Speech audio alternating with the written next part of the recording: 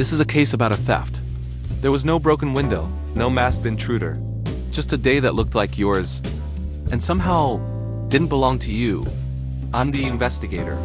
You're the scene. And the suspect has no face. Listen for the phrase that always shows up at the crime scene.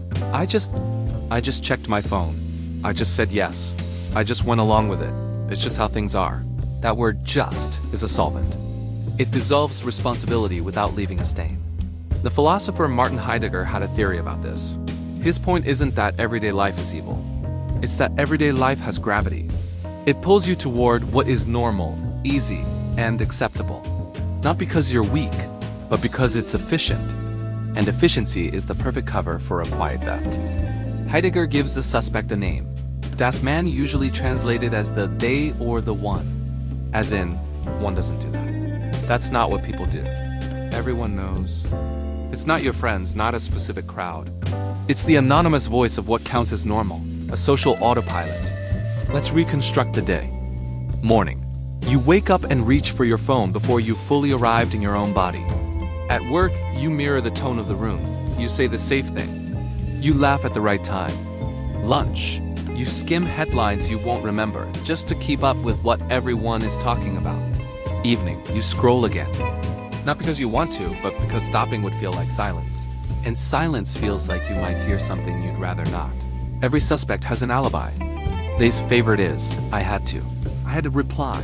I had to take the call. I had to go along with it. Question 1 for the investigation. Did you actually have to? Or did you have to avoid something awkwardness, judgment, being the difficult one, being exposed? In a real investigation, you follow footprints. Here, you follow phrases. People say, you can't be realistic. It is what it is. Every time you use one of these, ask yourself, who is speaking through me right now? Is it me choosing my words? Or is it the they running a pre-written script? Now here's the twist. The they isn't some cartoon villain.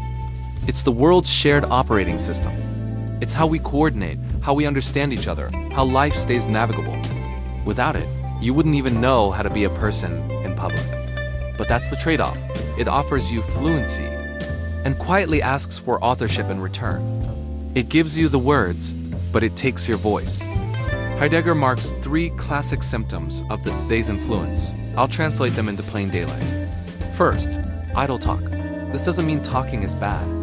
It means language that circulates just because it circulates. Opinions you inherit without thinking, reactions you borrow. Chatter that keeps you socially safe but intellectually stagnant. Second, curiosity. Not genuine wonder, but restless switching. The next thing, the next update, the next clip. It's attention that never lands long enough to become understanding. It's the constant need for stimulation that leaves you feeling empty. Third, ambiguity. That foggy feeling that you sort of know what's going on without really knowing. Everything is familiar enough to repeat, but nothing is owned enough to risk defending. It's knowing the headline, but not the story. Now we go back to the scene of the crime. It's usually not a dramatic event. It's a small moment. You wanted to say no, and you said yes. You wanted to speak up, and you stayed quiet. You wanted to stop scrolling, and you kept going. That moment right there is where they forges your signature. It's important to understand, Heidegger is not telling you to hate society. He's not saying authenticity means being quirky or becoming a hermit. You can't escape being with others. The world is shared. Meaning is shared. The question is much subtler. In this shared world, do you ever take your life back as truly yours, or do you live it as one lives? So here's the practice. It's simple, a little uncomfortable, but very effective. For the next 24 hours, I want you to collect evidence. Write down 3 sentences you actually say or think that begin with, I had to, or everyone. Then, rewrite each sentence in owned language.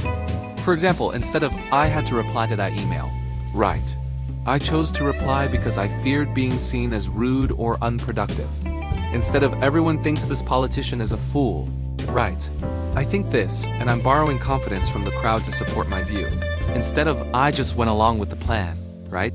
I went along with it to avoid conflict, and here's what it cost me in terms of my own preference. This exercise isn't about blaming yourself. It's about catching the exact moment your life becomes manageable at the price of being yours.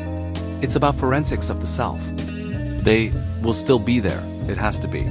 But you can stop letting it speak the final line. So is the case closed? Not really.